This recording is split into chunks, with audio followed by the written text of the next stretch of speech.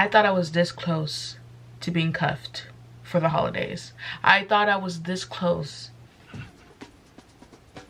Hey, it's episode 3. It's episode 3 of a single. Ooh, my apologies. Of a singleness in scripture.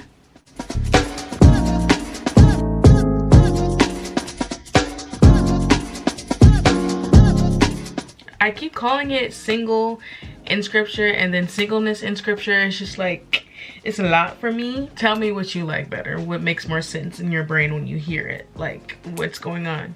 So today I have another story time for you, and let me tell you, it's aggravating, it's irritating, it's heart-wrenching, okay? But at the end of the day, it's not gonna get me down because guess who's my bestie? Guess who's my main man? G-O-D, I thought I was this close to being cuffed for the holidays. I thought I was this close. Even though I'm like, oh my gosh, I don't, not right now. I thought I was this close. I was ready for it. I was preparing. Mentally, I was preparing myself, and guess what? If I had a ball, I would drop it right now. I really really hope that no one from my job watches these. I really hope you do. If you do, click off right now. On this particular day of work, I usually have it every week, and it's one of my favorite days because usually I'm not on my normal post and I kind of get to like chill out and like wander around a little bit. I get a call from my senior and they're like, yeah, like, can you like walk this person through the metal detector and like walk around with them? Because like I work in a secured facility, so if any person is like doing a job around the building, like mechanics or plumbing or whatever, like somebody has to accompany them everywhere. So I get to the front of the building and I see out the window like this guy. He's sitting down and he has like kind of like a suit on, so I'm like, okay, like maybe it's this guy, I don't know. Kind of hope so because he's looking kind of cute. So I walk out and I meet him. I'm like, okay, like he's not looking too bad. Like maybe I won't be so bored walking this person around, because usually it's like grown middle-aged men that are not. No, to my surprise, it was somebody my age, like black, like tall, like, you know, like, and I wasn't mad at it. Like I wasn't mad at the vibe. Like I wasn't mad at the vibe. So then I like walk him through the metal detector, and right off the bat there was just like vibes. Like he like had to take off a whole bunch of stuff to walk through the metal detector, like his belt, like his keys, stuff like that. And he just seemed like super cool about literally everything. Like sometimes people get annoyed that they have to take stuff out their pockets to walk through the metal detector, but he was just like super chill about literally everything and just like no worries, like kind of carefree.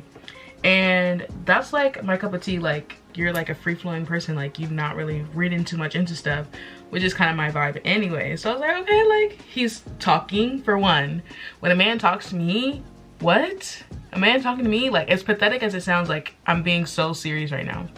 So he's talking and he's being like whatever, like he's being just like free-flowing. Like I was like, okay, I see you, like okay. He was in a type of job where you have to like go around and inspect kind of like different things.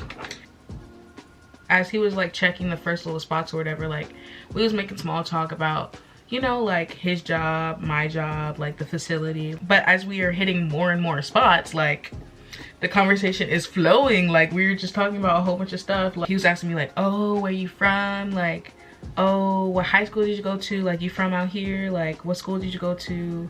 Like, how old are you? How did you get into this job? Like, do you like your job? Like, okay, like you're feeling me, like you're feeling me. Like there's no ifs, ands, or buts about it. Like textbook, let me tell you, textbook flirting, like to the T, like textbook. Today just turned into a good day at work. Like thank you. So the whole time I'm like feeling the vibe. Like I'm nervous, like but not really. Like I'm asking him questions, like we're just cracking jokes. Like it was a fun time. Throughout this whole thing I'm like, okay, like he's for surely gonna ask either for my number or my Instagram by the time he leave. Like for sure, like that's my mindset. And if you know me, you know that I'm like, oh my gosh, men just think I'm disgusting. Like nobody asked for my number. Like there was zero chance with me and any man ever. Like, that's literally what goes through my head all the time. As pathetic as it might sound, I'm just being 100% honest. So for me to be like, oh yeah, like he's finna get my number, like he's finna get it, like there's no ifs, ands, or buts. For me to be like that, you know, it has to be like some type of like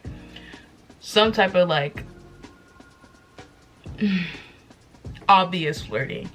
And what I mean by obvious is like, oh, you smell hella good, what you got on? That's flirting. So if you're saying that to me, which he did multiple times on multiple occasions, I'm like, okay, yeah, you're liking what you're seeing, and you want my number, you want my Instagram, you want something. We're coming to the end of like what he needs to get done, and we're still vibing, we're still having a good time, we're still cracking jokes, laughing, whatever. We're walking towards the front, and he's like, oh yeah, I just need one more, I think there's one outside and stuff. And so I'm like, okay, cool, like we could just go to the front, like I'll walk you out, and then we get to the front.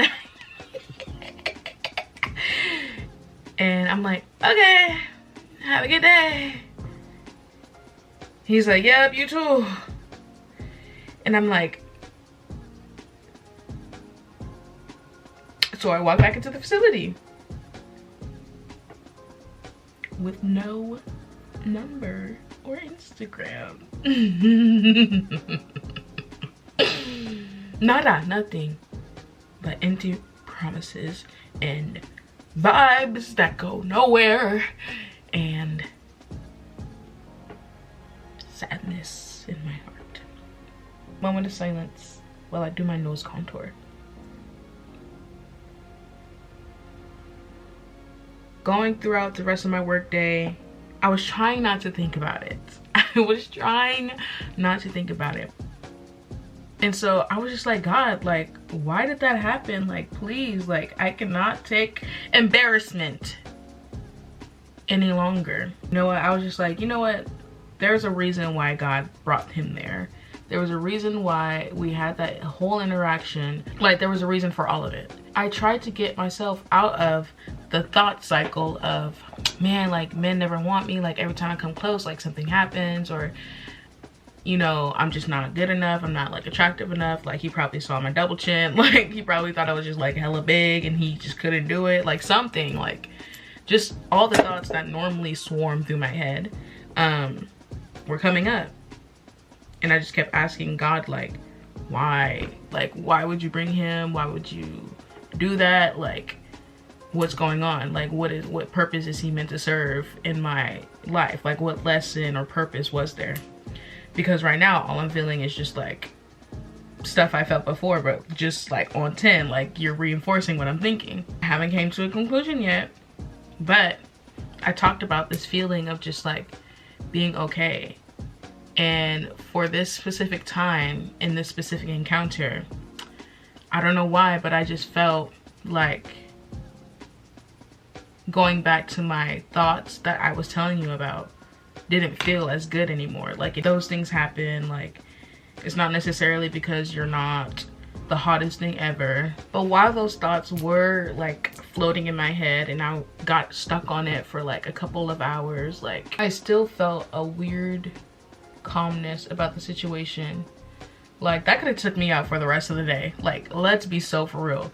I could have been pissed off for the rest of the day, like in my feelings, like don't want to talk to nobody. But I chose to get over it. I chose to move past it. And I chose to not let it bother me so much. And I wanted to remind myself that sometimes God shows you what he has in store for you. And he gives you things to look forward to in the flesh. And I've seen that in my life before, where God was telling me, you know, like, this is possible. You can have a man like this. I have a man of God for you. It was also a reminder, not only that God has someone in store for me, but not to set my sights low. Okay? Because as I was conversating with this man, I could tell that, you know, he wasn't saved. And I was okay with that because I thought that I was finally getting myself a man. When all I talk about is wanting a man of God and somebody to lead me, and I don't want to be in an unequally yoked relationship. So why am I sad over this man. First of all, why am I wanting this man still after I know that he's not saved? And secondly, why would I be upset over missing an opportunity to be with an unsaved man, even though our relationship will probably take me further away from God? I was telling myself, be so for real right now. Like, please, like, lock in. So that is something that also brought me out of it. But now I feel that the main reason for him showing up in my life like that was to show me where I was mentally about being single and show me where I was spiritually about being single. It was really showing me where my heart was, because if I could be so enthralled to the idea of being in a relationship even with an unsaved man, then it shows me that my heart is not where it should be, and I'm idolizing being in a relationship so much to where I would allow somebody to take me away from getting closer to God.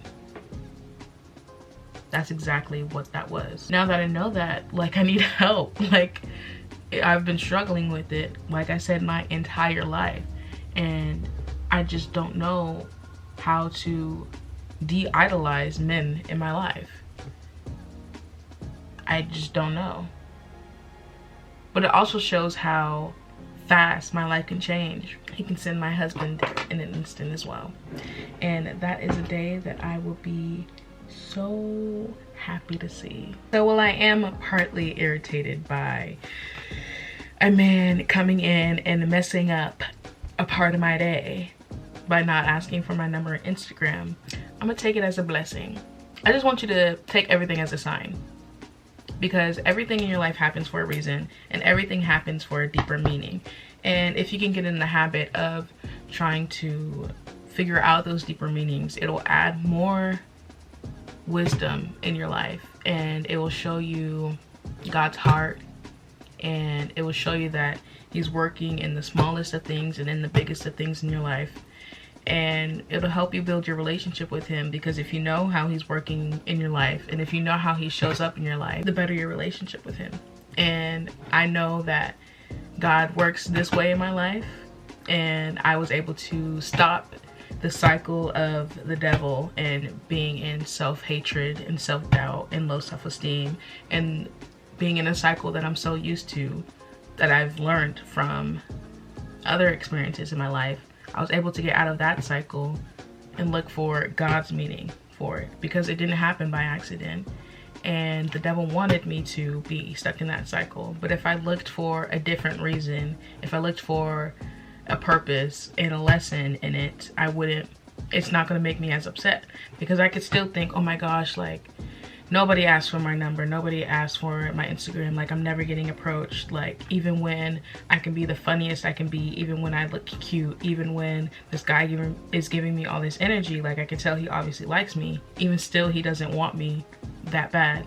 If I continue to think like that and be stuck in that, I could be sad in my bed this weekend. Like, that's how down bad I can be. But I'm not, because I'm choosing to look to him. I'm choosing to look elsewhere and not the past, or it's just so important, because everything in your life matters. But anyways, I hope you take something from this story. Please remember that God is always with us, and he loves you. And I love you for watching. Thank you. Until next time. See you later.